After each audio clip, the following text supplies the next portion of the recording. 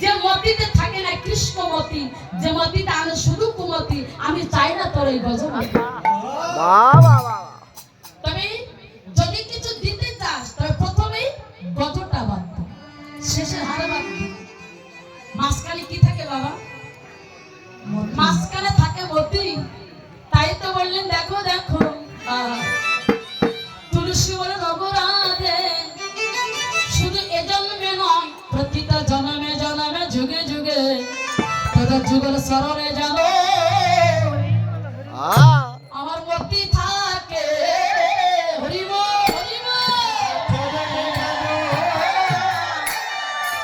মতি থাকে তোদের যুগের স্মরণে জানো আমার মতি থাকে।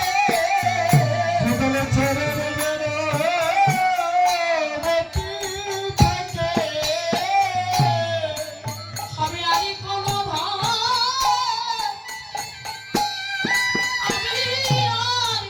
ঘর চাই না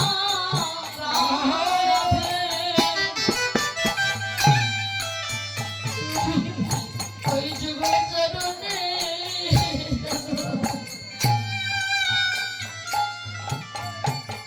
তোদের এই যুগের চরণে যাব আমার মতি থাকে।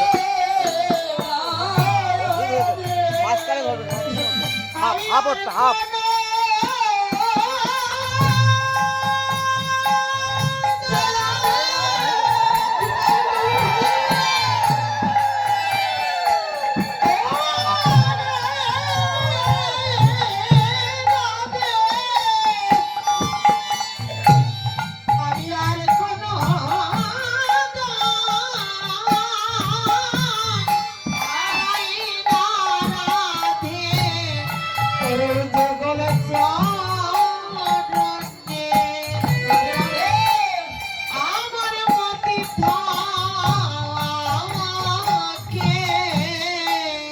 আমি যে ভজনহীনা,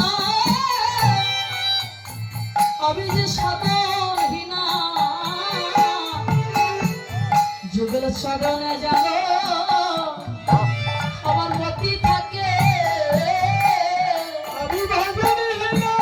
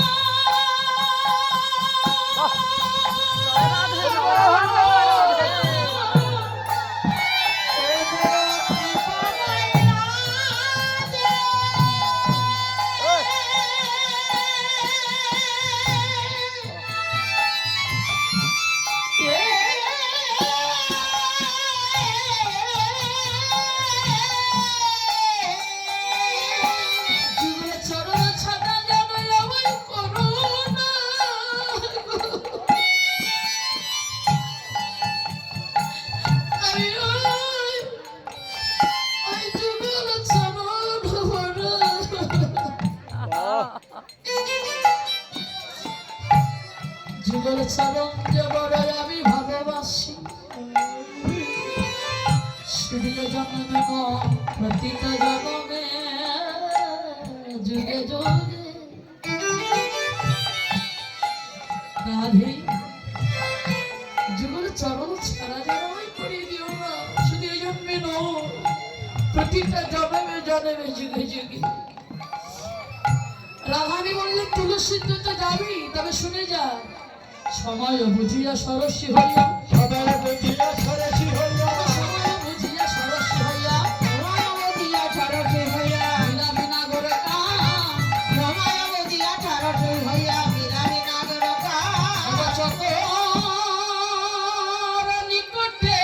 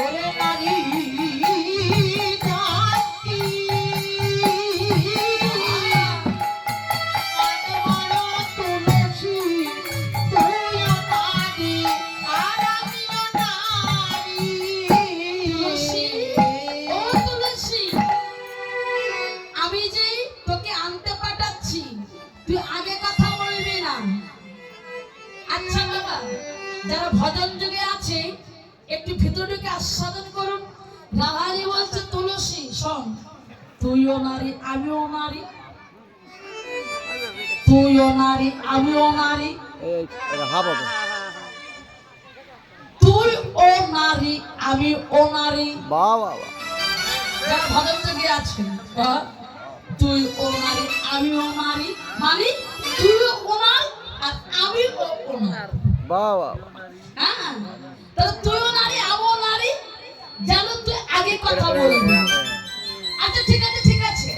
আমার সামনে এবার একখানা বিনা সুতার মালা গেঁথেছে তো বাবা, এই মালায় যেমন সুতা আছে, আর আমার রাধারানী যে মালা গেঁথেছিল ওই মালায় কোনো সুতা ছিল না, বিনা সুতার মালা।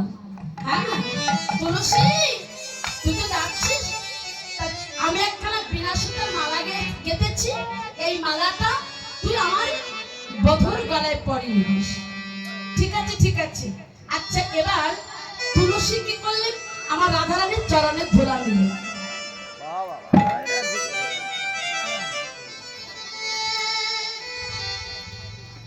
লক্ষ্য করবেন বাবা, রাধারানী মানে তুলসী রাধারানীর চরণে প্রণাম করলেন, চরণ ধুলা অঙ্গে মেখেছে, আবার একটু ধুলা রয়েছে, কেন একটু ধুলা লয়ে ওই আঁচলে বেঁধেছে।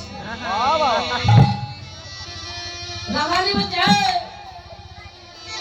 চরণে প্রণাম করলি ঠিক আছে, ধুলাটা মাথায় মেখেছি রঙে মেখেছিস ঠিক আছে, কিন্তু একটু ধুলা যে এই আঁচলে বাঁধলি কেন?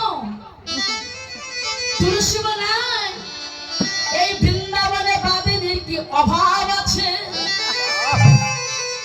আরে এই বৃন্দাবনে কৃষ্ণ ভজনের বাঁধেনির কি অভাব আছে? তুই হলি রাধা হলো শক্তি, আর এই চরণ শক্তি মানে শক্তির ধুলা, রাধা হচ্ছে শক্তি, তো তা এই ধুলা আঁচলে বাঁধলাম কেন জানি, যদি করে বাঁধেনি তার আক্রমণ করে পথের মাঝে, আমি কি করবো জানিস, এই চরণ তুলসী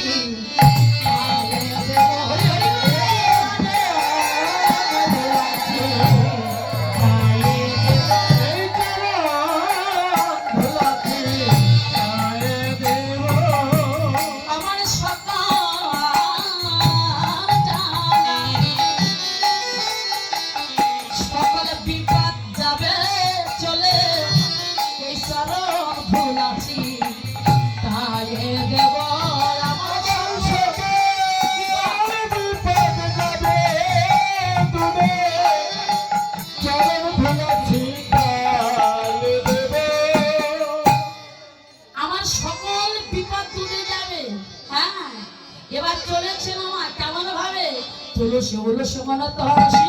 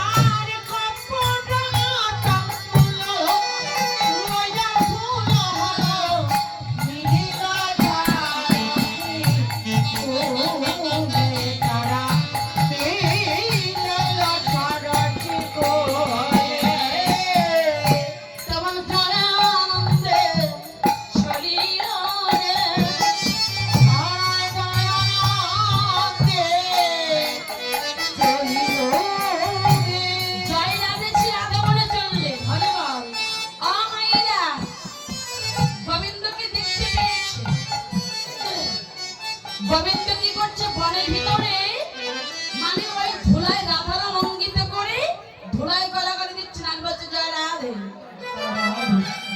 আচ্ছা তুলসী বুঝবি কি করে, গোবিন্দ বুঝবি কি করে যে তুলসী আমাকে দেখতে এসেছে কিংবা নিতে এসেছে? মানা করে দিয়েছে না, যাতে আগে কথা বলবি না। হ্যাঁ, নারী জাতির তো যদি আগে কথা বলিস তবে তো নারী জাতির মানই চলে যায়। হরিমাল, এ জগতে যারা ভালোবাসে, যারা সব বুঝতে না পারে কতটা সে তাকে ভালোবাসা। হরিমাল, তাইতে বলেন দেখো দেখো এবার আমার তখন তুলসী কি করলেন, জয় রাধে শ্রী রাধে, রাধে শ্রী রাধে, জয় রাধে শ্রী রাধে, রাধে শ্রী রাধে, জয় রাধে রাধে, জয় রাধে। জয় রাধে। হ্যাঁ, এখন এদিকে রাধারানী কি বললেন, অমাইরা যখন রাধারানী স্মরণ করলেন, গোবিন্দ বলছে রাধা নাম জপ করতে করতে অসময় গিয়ে আসছে, হঠাৎ দেখলেন কি তুলসী। গোবিন্দ এখন তুলসীকে দেখেই বলছেন, ও তুলসী। বলো। এখন তুলসীর ভাবটা দেখুন মা, মানে দেখেও দেখছে না, অন্যদিকে তাকিয়ে দাঁড়িয়ে আছে, মানে এমন ভাব দেখাচ্ছে যেন কৃষ্ণকে দেখেও দেখতে পায়। হ্যাঁ, তা মনে মনে গোবিন্দ বলছে, তুলসী আমি তোমাকে তিনবার ডাকলাম, তুমি এত নিষ্ঠুরতা কেমন করে হলো? পদকর্তা বললেন, হে গোবিন্দ, ব্রহ্ম ব্রহ্ম লোকে পায় না, শিব শিব লোকে পায় না, ধ্যানে লোকে ধ্যানে পায় না, যোগী ধ্যানে যোগে পায় না, কত যোগী ঋষি মনে ঋষি যুগ যুগ ধরে না খেয়ে না দেয় তারা সাধনা ভজন করেছে। হে গোবিন্দ, তোমার পাবার জন্য তুমি কি সহজে সাড়া দাও? হে গোবিন্দ, এবার দেখো না, তুমি তিনবার ডেকেছো, আর তুমি বলছো এত নিষ্ঠুরতা কেমন হবে, কেমন লাগে? হ্যাঁ, দেখো না। এবার ও তুলসী, এবার তুলসী বলছে, আরে কি বলছো? তাড়াতাড়ি বলে আমার কাজ আছে। বলে তুমি অসময় এখানে কেন এসেছো? বলছে আমি এসেছি কেন জানো, আমি ফুল নিতে এসেছি। বলে কি করবে ফুল? ভানুপুত্র রাজার ঝি। আচ্ছা, কোন ফুল নিতে এসেছো? বলে কৃষ্ণ বলে নামটি তাহার। হ্যাঁ, এদিকে কৃষ্ণ বলছে, তুলসী এধনি চতরি না কর সতরিয়া, এধনি চতুরি না কর চতুরি, হবে আমার শপথ তোরে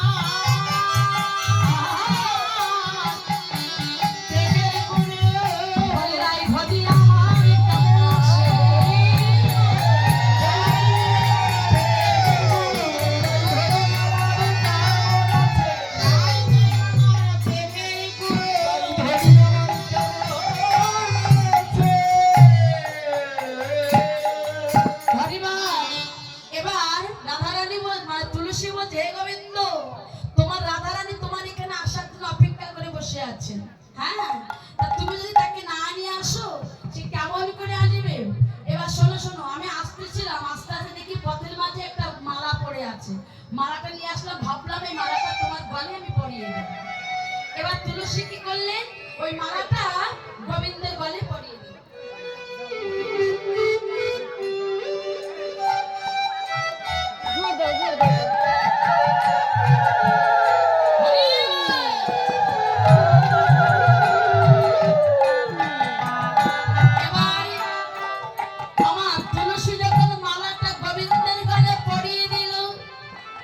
গোবিন্দ বলছে, তুলসী এই মালাটা এ তো আমার একারে পরশ নয়, এ তো আমার রাধা রানীরও পরশ আছে। গোবিন্দ মালাটা খুলে প্রসাদী করে তুলসীর কাছে দিলেন। বলে, তুলসী শোনো, তুমি এই মালাটা নিয়ে যাও, আমি প্রসাদী করে দিলাম, এই মালাটা তুমি আমার রাধার গলে পরিয়ে দিও। এবার তুমি সূর্য পূজার মন্ত্রে চরণ মানে অপেক্ষা করবে, ওইখানে রাধার সখীগণকে কিনে সকলে আনবে, বসে বসে রাধা নাম জপ করো। সখীগণকে আছে এখানে, সূর্য পূজা যারা করবেন এখনই চলে আসুন।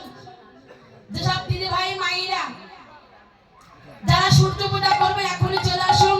আর এই সূর্য পূজা কেন করতে হয় জানেন মা? এই সূর্য পূজা করলে কি হয়, স্বামীর পরমায়ু বৃদ্ধি হয়, সংসারে মঙ্গল হয়। এই সূর্য পূজা করলে আজকের এই লীলা এমন একটি লীলা, আজকের এখানে দাঁড়িয়ে রাধা রানীর কাছে যে যা কামনা করবেন আমার রাধারানী তার আশা পূর্ণ করবে। বিদায় গৌর কৃষ্ণ।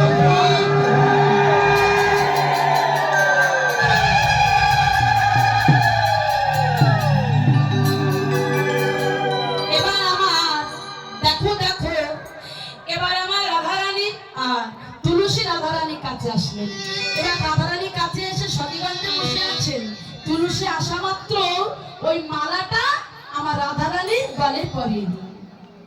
যখন রাধারানী গলে পরিয়ে দিলেন, রাধারানী বললেন, ও তুলসী, মালাটা আমার গাথা ঠিক আছে, কিন্তু এই মালাতে একা পরশ আমার নয়, কিন্তু আমার বধূর পরশ আছে। হ্যাঁ, বল বল আমার প্রতি কেমন আছে? হ্যাঁ, কখন কোন সময় গেলে আমি তাকে দেখা পাবো? এবার তুলসী বললেন, ও রাধে, যাবে কি করে মা? ও তো বাদুড়ি ঘরে বাস করে। রাধারানী দেখুন মা, রাধারানী বলছে, রাধারানী এমন কৃষ্ণ বাদুড়ি ঘরে বাস করে, তার নীল শাড়ি পরিতে মানা, নীল যমুনার জল আনিতে মানা, নীল আকাশের দিকে তাকাবো মানা। কেন আমার ওই কালো বদনটাই মনে পড়ে যায়। হ্যাঁ, কাদের পরেই তো দেয় না, এত বাদুড়ি ঘরে বাস করে, এতটুকুর জন্য হলো কখনো সে গোবিন্দকে ভুলে না। তাই এবার আমার বললে, দেখো দেখো এবার কি করে যাবে? ও মাইরা, এদিকে যোগমাকে স্মরণ করো, যোগমা এসে তোমায় বলে দেবে। এদিকে আমাদের তুলসী মানে ললিতা সখী যে রাধারানী কানে কানে ফিস ফিস করে কি যেন বলে গেল, ওটা আপনারা কেউ বুঝতে পারবো না, পরে বুঝবে। হ্যাঁ, এই ভর দুপুর বেলা কাঁদতে শুরু কর। আচ্ছা, আমার কান্না না পড়ে কি কান্না হয়? হরি বল। আরে এই দুপুর বেলায়, এই ভর দুপুর বেলায় এমন ভাবে কান্না শুরু কর যেন কোনো দুর্ঘটনা, যেন কোনো অমঙ্গল। হরি বল।